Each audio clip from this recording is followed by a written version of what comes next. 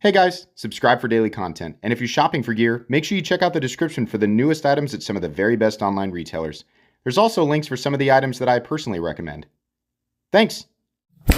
What's going on YouTube? Metal Complex here, and today I'm going to be sharing with you guys my top 5 most carried pocket knives over the last month or so. It has changed dramatically since the last time I did this video, which was just a month ago.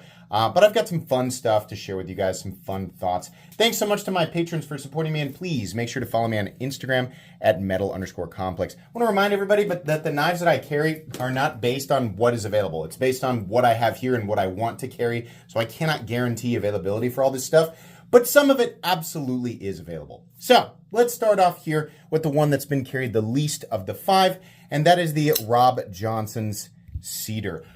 Wow. Well, let me tell you, the only reason that this one has been carried less than the others is, I mean, it's fairly new, but also I'm a little more protective of this guy. This is an expensive knife. Right now, I think they're sold out. I will link his website down below anyway, but these are made in Northern Europe, I believe. This was like the biggest, like, holy moly, I didn't know who this was, and wow, are they making some incredible stuff.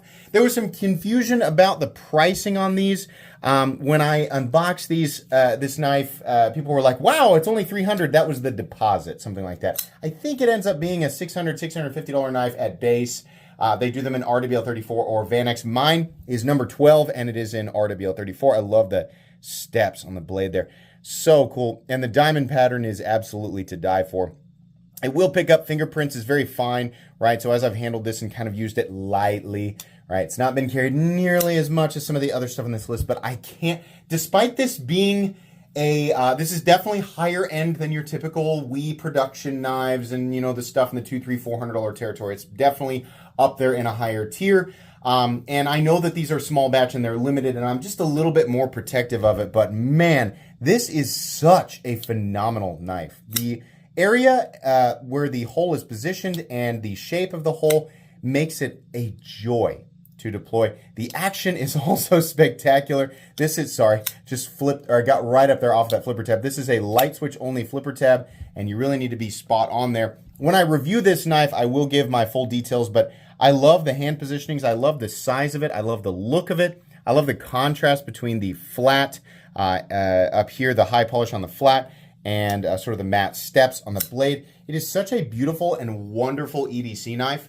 I'm so happy that I got an opportunity to handle something from Johnson's, because my goodness, is this a spectacular knife. I'm going to spend a lot more time with it before the review comes out, but you definitely should be checking out the Johnson's Knife Company. They have the Cedar and the Cypress, and I would imagine more models coming down the road. So if there is stuff sold out, follow them on Instagram and find out when certain things are going to be listed, because these knives are small batch, but very worth going after if you're in the market for something like this, which is definitely in sort of a mid-tech, like an ultra high-end production or mid-tech tier, and is phenomenal. Very, very competitive with stuff in that general price zone. Moving on here, something that is much more obtainable and much less expensive, and that's the Real Steel Pathfinder, which is designed by Ivan B. So I guess somewhat recently reviewed this, and it's a large knife, and I guess they define this as a bushcraft EDC. I'm not a bushcrafter. I carry this the same way that I carry any other knife. The reason that I like this knife is because Ivan B has a design aesthetic that reminds me a lot of Shirogorov, and I like that. It's sort of, to reduce it, I mean, and this might sound a little bit insulting, but I don't mean it to be, but to reduce it, and make it simple, it's got that folding steak knife look, and I kind of like that. I like the overall look. I love the contour of my micarta. This is a beautifully comfortable knife to hold, and truthfully, the number one reason is because this Scandi grind is a laser beam. Not only does it look cool, it is screaming sharp. Oh my goodness, this is a crazy knife. Now, I wish that the thumb studs were a different shape. I wish they were larger, and I wish there was a slight cutout here or scallop to get better access to those thumb studs, but that's really my only complaint. The crossbar lock here is fantastic. I love the color combination. This is a much more preferable color of green to me. The OD green just looks like cooked ancient cloth, or I don't know. I like this forest green. I think this is much better. 14C28N is, I think, probably one of the best compositions you'll get on a knife at this price point. I really just enjoy the whole knife. I think it's spectacular outside of the thumb studs, and it's such a joy to cut with. And really, the cherry on top is the price tag. I want to say this is right around $85 to $90, which I think is well worth it. This is such a good... It's like a large outdoor folding knife. And even people who have truly massive hands, let me show you here. Look how much room I wear an XL glove, right? I don't have the biggest hands in the world, but I got fairly large hands, right? Yeah, you got a ton of room on this guy. Great pocket clip, great overall profile. It's just, this is a spectacular knife. I really, really like the Real Steel Pathfinder. I keep wanting to say Nissan Pathfinder. That's a vehicle, isn't it? Is it Nissan that makes the Pathfinder? Or is it a different? I don't know why I keep wanting. Now I'm questioning whether or not I said Nissan Pathfinder at the beginning here. Anyways, great one. Moving on, I've carried this almost every single day since it arrived. And looking back, I calculated it up. And yeah, this is the third most carried knife, I think, since I received it. And that's going to be the Varga VBR L MK4. This is the VBR large size. The profile of this versus the original VBR is longer and slightly thinner, right? I've found that actually works really well. This version also has a thumb stud. So the way that I like to think of this is like a more refined XM18 that is in between the length of the 3.5 and the 24. I'm sorry, the XM18 3.5 inch and the XM24 4 inch, right? Without any of the unnecessary thickness or robustness. I am a huge Hinderer fan, and the only reason I'm saying that is not because I'm screaming copy, copy, copy. I'm just saying it's got a similar profile, but this is contoured, beautifully contoured, much more comfortable, and the flipper tab is not hook shaped. So it is much easier to deploy. This is a beautiful, beautiful knife. And I'm so happy that I pre-ordered it. It was one of those that you had to pre-order from a while back. And if you missed out, don't worry, because I am certain that there will be more of these in the future. They also make a small one. But this has just been an absolute joy. I love the way it looks. I love the compound grind. The way it cuts is just fantastic. Big fan of the carbon fiber on this. Just like straightforward, nice, high quality, good looking carbon fiber. Love the bolster look. Really simple aesthetic. It's kind of everything I wanted the XM18 to be. You know, I always have a love for the XM18, and obviously there's a different aesthetic there, and the XM18 is made in the United States while this one's made in China. But this one has elements, you know, that are better, that are unique to this knife, but better than the XM18. Moving on here, another one that has absolutely dominated my pockets, and this is a popular boy. Now, if Maxace is smart, they will continue to produce this, because this is this is a game changer. Oh my gosh. Congratulations to those of you who managed to get this before they sold out, and if they are still sold out, I'm guessing more are coming. This is the magnificent Maxace Neptune with, I believe, 7075 aluminum handle scales, TrackTech inserts. We got kind of a basic pocket clip, but that's okay.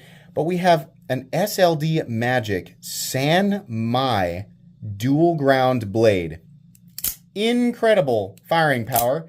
I have still never had a failure with this knife. I have not had a single failure with it. This is such an awesome knife to look at. It's a full-size OTF, nearly the same size as the Combat Troodon.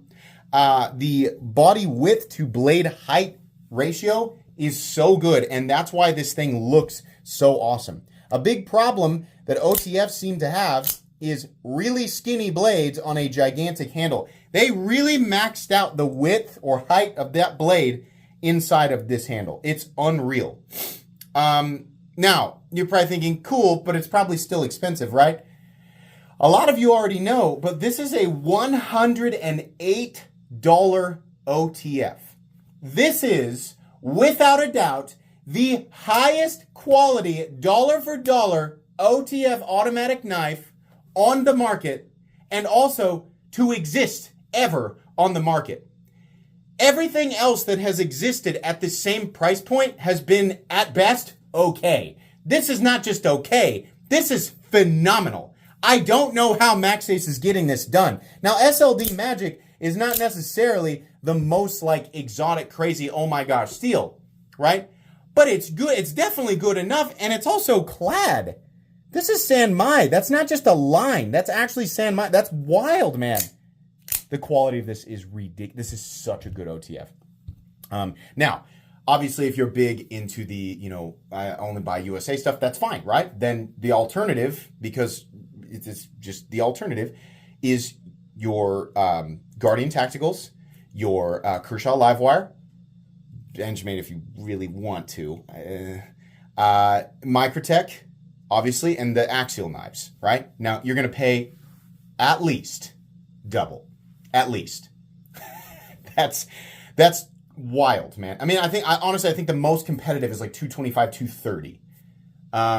This is just unreal.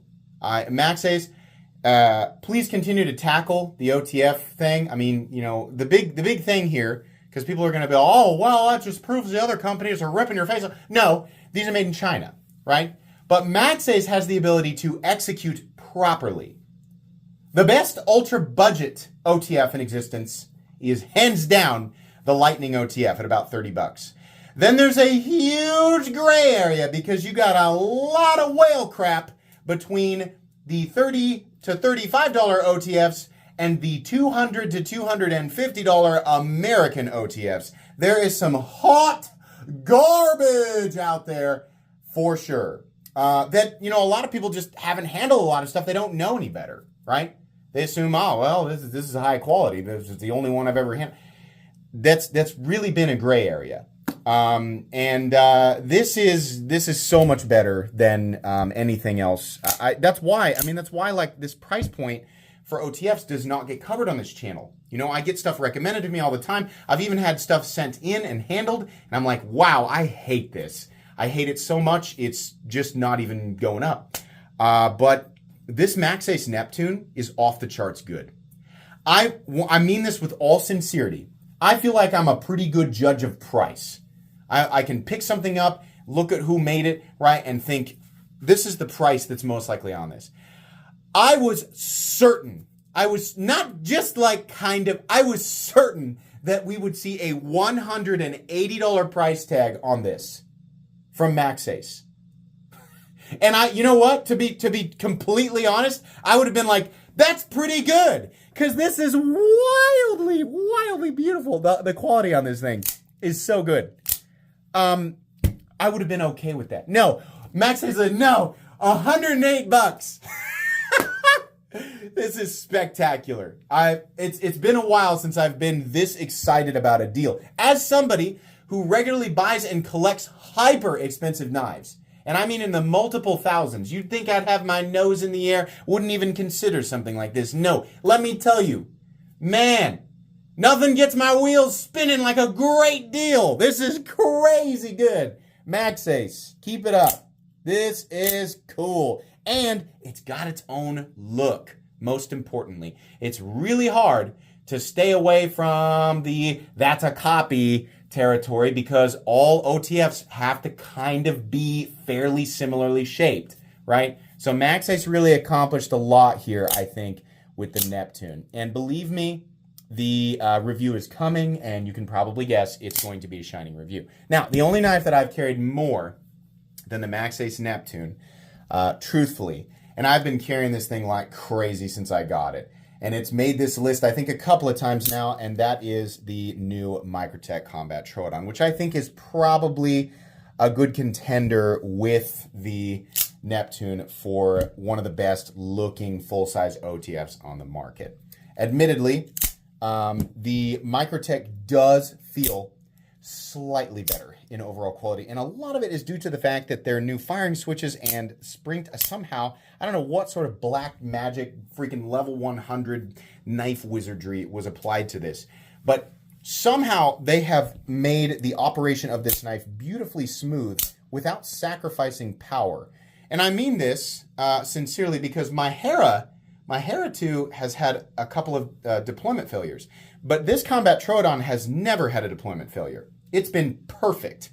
The blade is awesome. The edge is awesome. The overall fit and finish of this knife is awesome. I think Microtech really, truly perfected the Combat Troodon.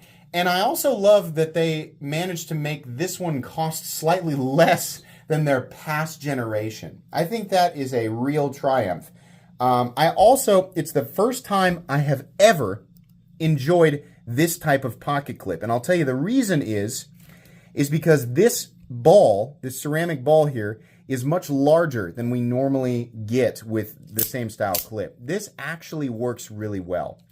The Combat Troodon, previously it was just a little bit, I think it was the idea of, having to fight against the firing switch a little bit more than I was wanting to. It was just easier to deploy a lot of other folding knives or smaller OTFs. And especially like the Guardian Tactical Recon 35 was just an easier knife to both carry and deploy. So I never wanted to carry my other Combat Troodons. But now that the firing switch is so much easier, I've really come to appreciate this knife and exactly how convenient it is and how much blade I'm actually carrying. I mean, I'm not just carrying almost 4 inches of blade. I'm carrying almost 4 inches of a double-sided blade. So while I lose the ability to put my thumb up on the spine, which I don't usually do, I have so much edge. It's absolutely ridiculous. I mean, that's the benefit of a double action OTF, is having the ability to have 2 edges because the blade goes entirely inside the handle. A lot of people consider this to be, more of there's no shortage of people on the internet who say all OTFs are toys and they're not real tools. And those people have absolutely no idea what they're talking about. The only types of people who say that are people who have never actually EDC'd or tried to use an OTF on a daily basis. They think because the operation is the way that it is, that there's no way the locking system is actually that strong. And I know that many of you who watch my content and the other channels out there like X-Ring and whoever else who have tested these locks have proven those people hilariously and irreversibly incorrect. If you didn't know, the locking systems on these OTFs are very, very strong. A lot of these OTFs, including the Combat Troodon, can be pounded through wood and then wrenched back out and still operate just fine. The operation, the firing operation, is a lot of people just sort of write this off as sort of a weapony design. No, the way that I look at it is, as a tool, this is not only convenient, it's safe. The amount of deliberate force, even with this being easier to operate, the amount of deliberate force required to open your OTF, I think makes it far less likely to open in your pocket versus a standard folding knife, and far less likely to be operated by somebody who you don't want operating it, like a child, right? Now, obviously, don't leave your knives out, but I find OTFs, ironically, some of the safest and most reliable types of EDC knives on the market. I think they just get a bad rap because people watch too many movies, they watch too much anime, or they have a bad perception of these things based on what the media says or what and it's all just nonsense. This is a fantastic tool, and I really enjoy it. It's also extremely fun to play with. I mean, let's be honest here, right? It's just an awesome, awesome knife. Huge fan of this one, and I think you can actually get these right now. So again, Combat Troodon, the new Gen 3 Combat Troodon from Microtech. We have the Maxace Neptune. We have the Varga VBR LMK4. We have the Nissan Pathfinder. I'm just kidding. We have the Real Steel Pathfinder, and then we have the Rob Johnson's Cedar, which will get more pocket time. I got to get over the honeymoon phase with that one. That's going to be it for my top 5 most carried knives over the last month or so. I hope you guys enjoyed this video. Like I said, links for everything down in the description. Whether it's available or not, I'll at least let you go and get information on it. Please make sure to follow me on Instagram at metal_complex. If you enjoyed this video, leave a like. If you'd like to check out my other content, I do, of course, have lots of videos of knives that are either expensive or inexpensive that I do or don't like, so check those out. And if you enjoy all my content, go ahead and click on that Metal Complex logo right there and subscribe because there's definitely more coming. Thanks again for watching, everybody, and have a great day.